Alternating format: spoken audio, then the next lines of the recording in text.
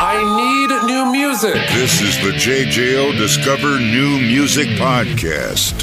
Very excited for today's guest, not just because I consider him a dear friend and have known him for a long time, but because, damn it, is he talented, and he is showcasing that in his brand new album. Keith Wallen, how are you, my friend? I'm doing well. Thank you, man. I'm so stoked to be here with you. Where does this album sit for you personally in the ebb and flow of Keith Wallen? Gosh, wow. First off, what an unbelievable intro. That was incredible. Thank you so much. I just love making music from the inception of this whole thing, learning how to play guitar and, working on, writing songs and stuff. I want to try and do this for as long as I can. And we're all getting a little older. So you start thinking about your mortality a little bit and you start thinking, well, how long do I have to do this? And you think about life and you think about, man, it's so short and it's so precious. And really, I just want to make as much music as I can while I'm alive on this planet. And, there's times where, Breaking Benjamin's not doing anything, in between tours or in between writing stuff and recording and stuff, so it's like, all right, make some music, get out there and be able to play and tour. And I literally ended a Breaking Benjamin tour. It was like, we hit the last note. It's like, good night, ladies and gentlemen. I walked off stage and got in a Sprinter van, and I've been doing this solo tour, and so we've been out. That's just it, man. I just love making music, and I've got this new solo album out right now. It's the first one on a label. I have this amazing partnership with Rise Records for this album, and it's been incredible. The whole writing process. We'd get a cool song idea, and then I'd meet up with someone else. Let's do the same thing. Let's see what we can come up with. And then, when all those kind of sessions were done, it's like, all right, what are the best songs? What can we work with here? And then, we went in the studio last June, recorded it in a couple weeks, which was really fast for me. But I think, doing all the work kind of ahead of time, you really kind of, what you're going to do, you kind of do all the heavy lifting beforehand. So that way you can get in the studio, boom, boom, boom. So the next thing is to just get out and play shows. And that's what I'm doing. Well, I love it, man. And you brought up something there, a couple things I want to touch on. First, let's touch on having the label presence behind this. Yeah. Did you feel more creatively free because you had maybe a safety net, or you had some more people there? You could take some chances, because when it's on your own dime, it's on your own time. It can be a little different. I'm sure it helped in that sense. Yeah, it's cool to have, some creative minds to kind of run things by, because in previous efforts, it was kind of just all on me, so, and you can kind of get too close to the material where you're not even sure, is this good? You don't even know. So I think that from the beginning, they were like, look, you have 100% creative control on this project.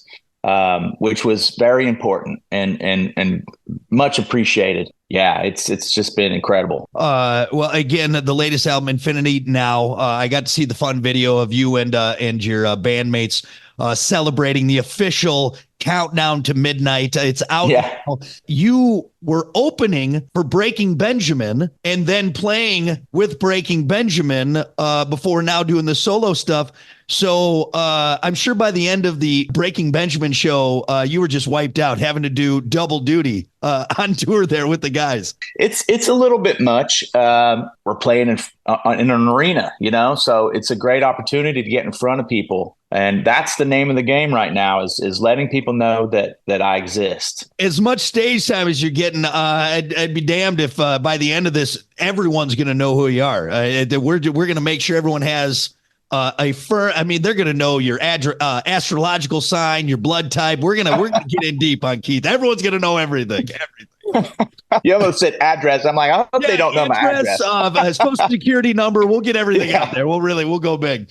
Well, I'm excited for you to get more solo stuff, because again, there is so much talent there, and I'm not just pandering because you're here. And I've been a fan for a long time. That. Going back all the way to the Copper days. So it's cool to see this other side, which leads me into my question, because when you're writing a Keith Wallen solo album, is there a different mindset? Do you got to turn on a different brain, or is it still kind of whatever comes out in the wash, and then you just kind of go there? I definitely have a different mindset for sure. It's just a different thing. It's a different sound, I see people online sometimes. They're just like, "Oh, you sound like Ben," and blah blah blah, and I'm just like, "No, I don't, dude. Like, shut up." I'm like, that's just ridiculous. I mean, it's a different sound. It's a different band. But I will say this: when I am singing with Breaking Benjamin and singing backup and harmonies and all that stuff, I make it a point to try and sound like Ben as much as I can, because I want it to be true to the album,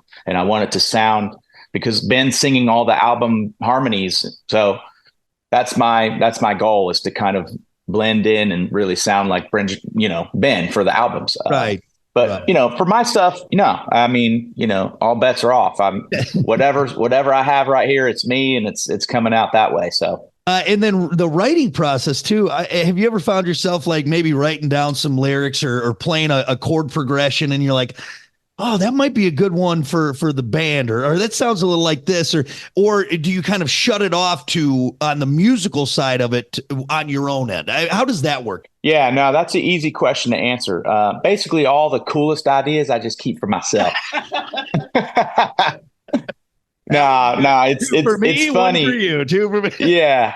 And I was like, man, that's really cool. I'm like, I'm gonna hold on to this sucker for a while.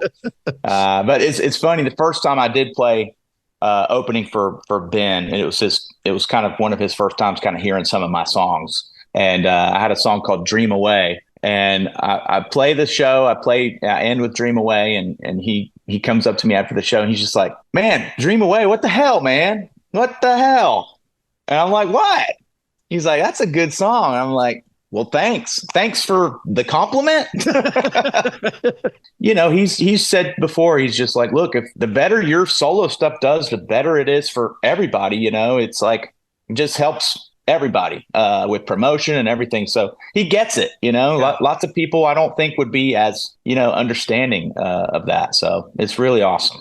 Well, and I think that's on so many levels, because for you, I'm sure it's got to be cathartic writing for Keith. It's got to be 100% a way for you to, I don't know, either step away or find yourself as an artist. And now with this latest album, Infinity Now, I'm sure it's multiple levels beneficial for everyone, especially yourself. There's some personal stuff for sure. And that it's just very, very catered to my mind and my survival of the human condition, So yeah, it definitely is, catered for my stuff.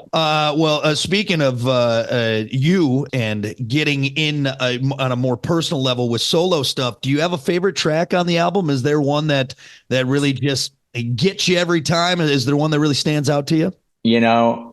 That's tough, because some of them we're starting to play some of them live, and they take on a kind of a new life once we play them.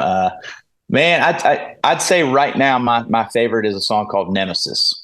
I'd say that's my fave. I do like Don't Fall Asleep. I mean, I like them all. They're all my babies, but Nemesis is one that we've been playing live, and it's just so fun to play, and it's not too hard to sing. So I'm just like, yeah, let's do it. I mean, you sit there in the studio, you hear it, you produce it, you mix it down. Let's recut this, let's do that, and then finally you get on stage where you can't pause the track, where you can't rewind. Yeah, that's got to be that first time on stage. Scary, exciting, all the adjectives I could think of for finally hearing these in front of people, that feedback, that vibe of something you put all this time into. Yeah, 100%. It's a little bit of fear. It's also a little bit of, it's a bit of concentration, because, like you said, you said it, you get in the studio and you kind of piece things together, you do stuff to take at a time. And, so it's like, all right, play that song from start to finish. Can you even do that? And lots of times you discover, oh man, that's really hard. That is hard to sing. So if we see you up on stage and you have lyrics written down on your arm, we know maybe just one of those songs you still need a few more rounds with, like a test. Yeah, exactly. See, I'm not big enough to have a teleprompter yet, right. But boy, Lord knows when we do get there, I'm going to have one. Ozzy and all the greats have one. So.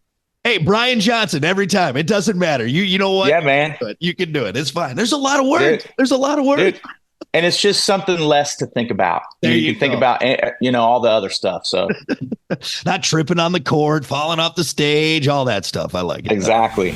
Listen, rate, share, subscribe. Discover new music now at WJJO.com, in the JJO app, or wherever you get your podcasts. Rock has a new interview every Thursday evening between 6 and 7. 94.1 JJO. I need new music. This is the JJO Discover New Music Podcast. I do want to know, and maybe for the listeners out there that haven't picked it up yet or are on their way to the record store or going to download it, what have you, is there any surprises maybe on this record or something that may make the listener go, whoa, I didn't expect that on this album? Surprises. I don't know. I would say the one kind of overlapping theme of the album was from a ayahuasca trip that I had. And I mean, honestly, you could just listen to the lyrics of the first song, Infinity, and you could just read those lyrics and be like, oh yeah, this guy's definitely done some psychedelics, but yeah, it's out there. It's out there a little bit, but yeah, there's a theme. Took this drug. I did this ceremony one time, and I didn't really even set out to write this album like specifically about this. But as I was writing it, it was like, wow, I'm totally tapping into this thing that I experienced. And I just saw all kinds of wild stuff. The very first thing I saw was like a wolf's face, like right in front of my face. Well, you have a track? I have a track called The Wolf. Yeah. The Wolf. So many things that I experienced and saw. It was a real journey, and they all kind of tie into the album. That's so cool. And thank you for sharing and getting a deeper look into that. And you said this wasn't like recent. This was a while ago that you experienced this? Yeah, it was about 10 years ago where I did this ceremony thing. It was a journey both outward and inward and all the places. We're still on it because now we got a new album and something that the residual effects or what have you, whatever it may be. If that hasn't piqued anyone else's interest, I don't know what else to tell you. This is your Strawberry Fields, I think is what we can we say that? Sure. Sure, whatever.